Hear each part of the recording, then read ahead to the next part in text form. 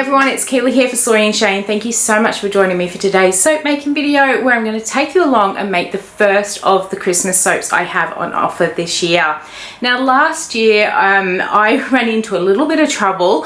It had never happened to me before, so I thought I was okay. I released my Christmas soaps and they were all sold out within 5 days. I had run out of 3 of the 4 of them, and a lot of people were disappointed, so I'm really sorry. It had never happened to me before, but this year I am kind of hoping it's going to happen again, but I have also made double batches of everything. Now the soap that sold out the quickest was the Prosperity soap, where I made 2 little gnomes, a little pink and a little blue one, and sat them on top of the soap, and I showed how I made them. I'll leave links up in the corner so you can check out that video. Now this year I decided to do another little gnome soap, but I took on one of the comment suggestions about making the whole hat and body as one piece. So I tried to work out how to do that, and what I'm going to do is take you along and show you how I ended up making my little Santa gnomes first, and then we'll go ahead and we'll make Santa's Workshop soap. Let's go. So the first thing we're going to make are these little Santa embeds, and to do them I am using the Pimp My soap dough, and I have got some bread, some milk and some flesh.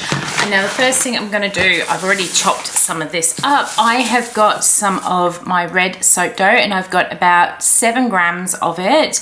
And last year when I did my little gnomes, I actually did the body and then the hat separately, and there was a real risk that things were going to get knocked off. And someone did suggest you could do the body and the hat all in one go. So I've given that a go this year, and I'm really happy with how they've turned out. And it does also mean there is less chance of breakages when these get wrapped. So I've just conditioned that up. I'm going to roll it into a ball, and then I'm going to very lightly start pushing at one end of the ball only, so that we can make like a bit of a teardrop sort of shape. And I want it to be quite long as well, so that's looking pretty good. If it's not coming up the shape you want, usually I find just pushing it down on the bench to get that sort of bulbous bottom really works. Just going to give that a bit more of a roll to get a nice pointed sort of cone shape there. And what I'm also going to do, so we make sure that this fits on each bar of soap, I am trying my hardest to make sure that each of my shapes is under 2 centimeters when I do this. If it's not quite under, I'm just giving it a little bit of a squish to make it flat on the front, and then making sure it stays at that right size. Now that I have got what is going to be the body and the hat, I'm going to grab a little piece of the flesh soap dough, and you only need the tiniest amount because we're going to make that really cute little nose. So literally just a very tiny amount here. I'm going to roll it into a ball and just leave it to the side. We're now going to grab a bit of white soap dough. Again, I'm going to make myself a little ball, which is going to be the pom-pom that goes on the top of the hat. So I've done that one. And then I'm going to grab another smallish sort of piece. It's probably about half a gram. I'm just going to roll it.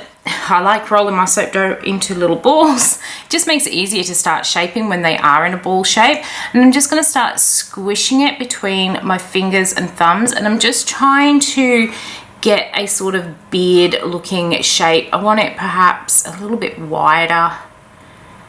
That is looking pretty good like that. And what I'm now going to do is grab my little body here, and I'm going to attach the beard onto the front. I'm not too worried if the top looks rough because we're going to be covering that up with the brim of the hat. I've just got a little tool here, and I'm just going to very carefully put lots of little markings across that bit of white to make it look like a hairy beard. Going to keep doing that. If your end starts getting a bit of soap on, just make sure to knock it off so it doesn't leave big bits all over. All right, so that is looking good. Going to grab that little flesh ball, and I'm going to put it so it's about the center of that beard, and just make it so it's oblong. They're usually wider on their nose. Now to do the hat brim, I usually find about a gram of white soap dough is enough for my size of little gnome here. So just going to roll that out into a bit of a sausage shape like this. And I want it to be fairly thick because I want it to actually look like the hat isn't, you know, just one big piece. Okay, so now that I've got that rolled out to a nice thickness, I'm just going to come along.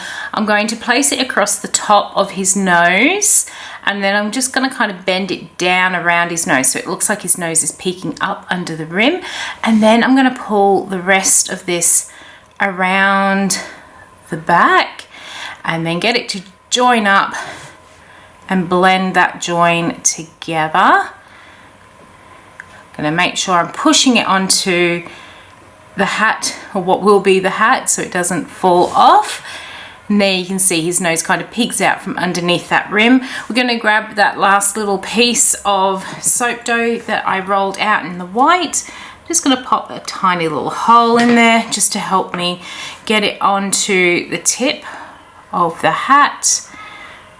Sometimes I find I don't need to, other times I do. Now it's on there. All I'm going to do is, I'm trying to do this so I do it the right way. I'm going to bend the top of the hat over so nothing is actually sticking up with the risk of breaking. Okay, so our little Santa gnome is now all done up and he can join my little army of Santa gnomes here. There we go. Now there is one other embed that I'm going to put onto this soap, and it is a little present. So let's get on to making those. So I have already been working on making them. So we've got a little green present with a beautiful little gold bow to go on the top, and these are super easy to make. I'm going to start off with a bit of Monstera soap dough. Needed a new block here. I'm going to grab my scales. I do have a little bit left over from making the others. So let's pop our scales on, and I am breaking off some little 3-gram pieces to make these. Now I could, seeing as I've opened up a new block, just cut my little cubes, but I want my presents to have kind of a bit of a rustic look to them. I don't want them to be perfectly square. So I am going to just break off little pieces here. Get this one right. All right, so what I mean is I could actually just, you know, cut down there and then cut across and make little presents that way. But as I said, I do want them to be a little bit more rustic than that. So let's get this one down to the right size of 3 grams. I'm going to do, I've got 6 more that I need to make. So I'm going to break off enough to make my 6 presents. So we've got 4. It's a little bit too much. 5, and I always like to weigh my soap dough so that we're making sure that our soaps are relatively the same size. So when it comes to, if I had one present that was 5 grams and one that's only 3 grams, there's going to be a real difference, not only in the size but the overall weight of the soap at the end as well. So I do like to weigh it out. All right, we've got all that. Let's wrap that one up to keep it nice and soft. Just going to pop it back into its bag. Now I'm going to make a really rough sort of square. So as I said, you could just chop it up and make them into squares if you want them nice and neat. But I want my squares to look a little bit rough, like they are hand wrapped sort of shape. So just going to roll that up into a ball. Now I've got it conditioned. And then I'm going to kind of place it on the bench, and I'm just going to start squishing it into that sort of roughed cube shape, moving it around on the bench until I am happy with how it is looking. So it's got nice rounded edges, and that's the sort of thing I'm really after. So again, just going to grab another piece, condition it up just a little bit, roll it up into a ball. It's just easier to start that square if you're in an almost sort of squarish shape. Let's get that all squished into the right shape. Pretty happy with that one. So now that I've got those shapes, I have taken some of the gold soap dough and I have got the clay extruder with just the long thin piece that comes with the clay extruders. It's one of those basic shapes. So I've got some gold in there, and I'm just going to start extruding a bit of a ribbon of the soap dough. I only do a bit at a time so it doesn't dry out too much.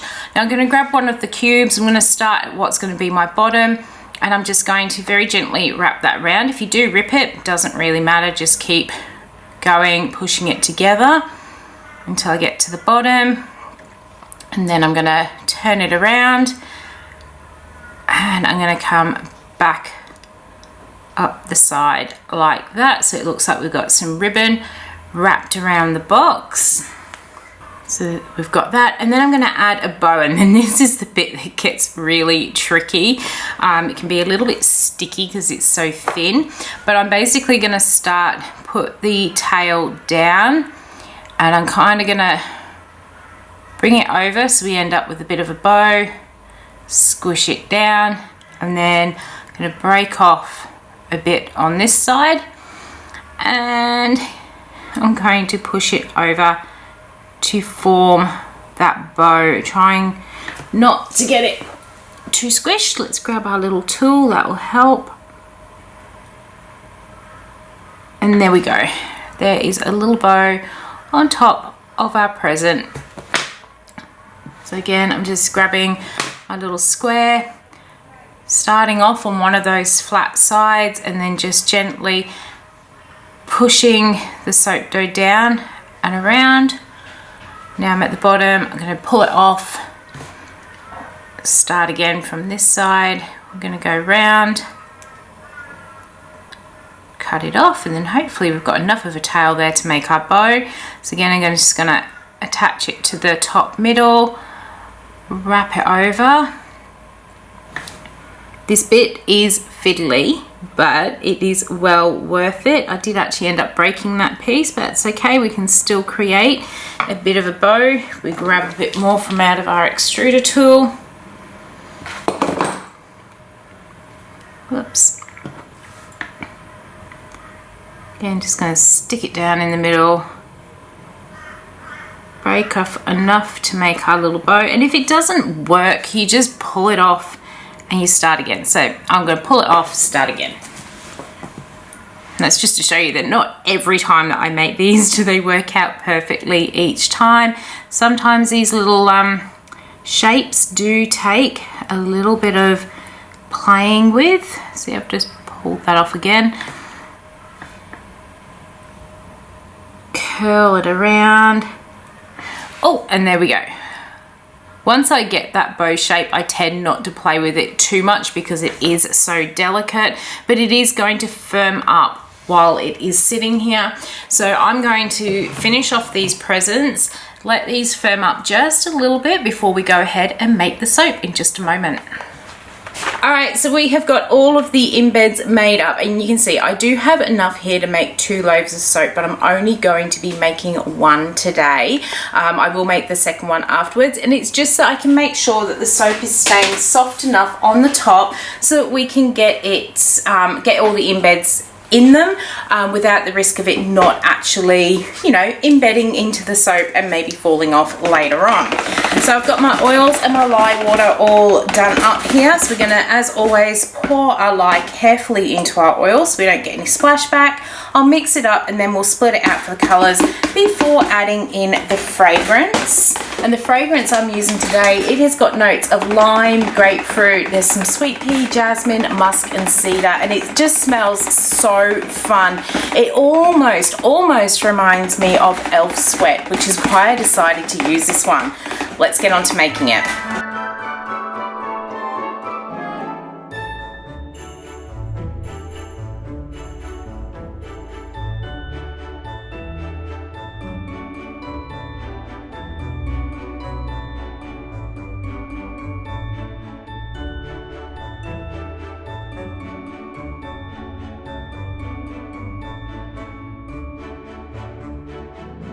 Alright, so we've just mixed in our fragrance here. I think I'm going to go for one of my sort of very traditional style of pours, just making sure that this is still staying fluid. It's got those sort of floral notes, a sweet pea and jasmine. It's a bit of violet in there as well. So it's kind of one of those things that I'm waiting to see if it's going to set up on me. But it's not. It's looking pretty good so far. So I have split it up. We've got white for our main base, and then I've got a bit of red and some green. And I am just going to go for my very typical curly whirly pour. Pull you back a little bit so you can see what I'm doing. So to do my curly whirly pour, the way I find I get the best results is to pour in some of my main base, pour in my other colors, and then pour in that base color. And I find pouring it up and down rather than across this way, I don't know why it happens, but I find that way actually works best for me. So we've got our red in. I don't want to save any of this. I don't want it for the top. I want as much of that white to be on the top as possible. So let's scrape out our jug. I was actually quite impressed with this red. I was expecting, because of the floral notes, for it to accelerate. This is really red mica, and I tend to find it does accelerate in my soap mix, especially if I have a floral. We will try and get the soap into the mold.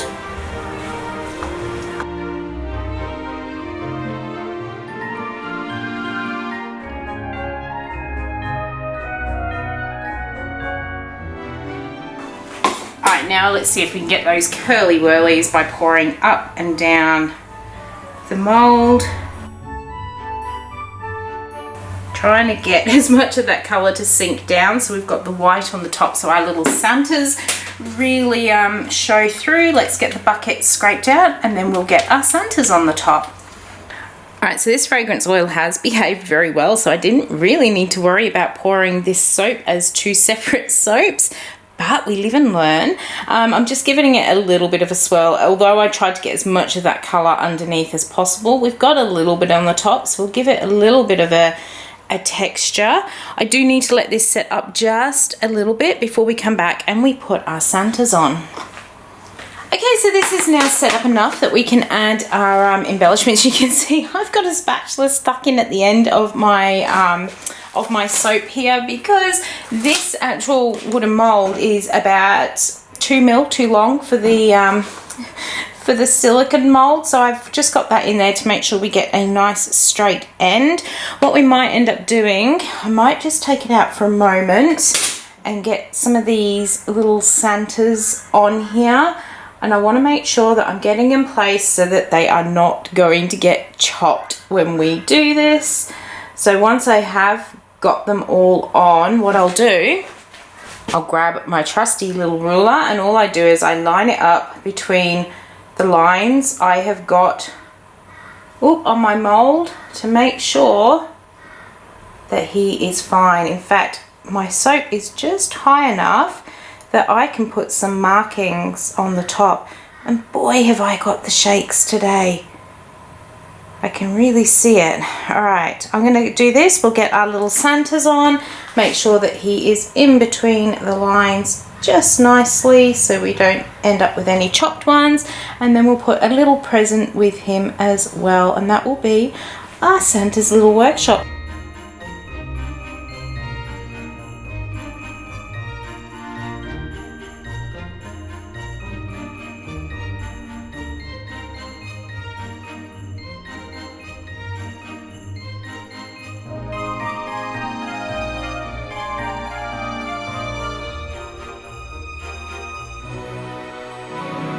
Look how super duper cute this is. I think this one's even better than the Prosperity one that I did last year. I gave it a bit of a sprinkle with some of the Cranberry Bio Sparkle, and I love how that has come up. Those little Santas are just absolutely gorgeous. Now, although I'm pretty sure I got all of the embeds between the lines, I will be using the single bar cutter to cut this one up tomorrow. So we'll be back to have a look at it in just a moment. Okay, we are back to cut into Santa's workshop, and as I said, I've got the single bar cutter, and I'm actually going to rely on the lines that I put on here rather than my little stopper here, just because that is what I've lined up all the little characters with. So that is looking pretty good. We're going to start by cutting off our end piece. Yay! Alright, I'll get this first one out the way. Ooh, looks like we're going to have some good swirls. And then I will show you once we get cut into this one. So let's just shuffle it along. And this is going to take so long to cut, but it's going to be worth it so that we don't end up with any damage. That just missed his nose. Alright, there is our first one. Look at that. That is so cute. Love all those swirls in there, and our little gnome or our little Santa gnome and our Christmas present. This is still a little bit sticky, which is unusual, but I think it's because it's a little bit humid today. But I'm going to keep going with cutting this one up. Let's get it all nice and lined up again. So by the time I actually get this cut, you're actually not going to see those lines that I put on the top of here with the ruler. There is the next one. Absolutely love the swirls that have come up in here, and it's just so cute. All right, let's grab another one. So I have made 2 loaves of this one. I'm not going to cut them both on camera because, as you can tell, it is going to take a little while to make sure that we get these cut all perfectly without damaging them. But so far so good, and there is another one. Alright, so I will cut through to one more, but if I cut this whole loaf on the camera, it is going to take so super long. So let me get through this one, and the shop is actually open at the moment. I'm just taking 5 minutes while it's quiet outside to cut this one on film for you, so I don't have to do it after work. I absolutely love how this soap has come together. I really do hope you have enjoyed watching how I created the little gnomes and then put the soap together. If you did, why not leave me a thumbs up and any comments down below. And until the next video comes out, I hope you have a good one, and I will see you then. Bye.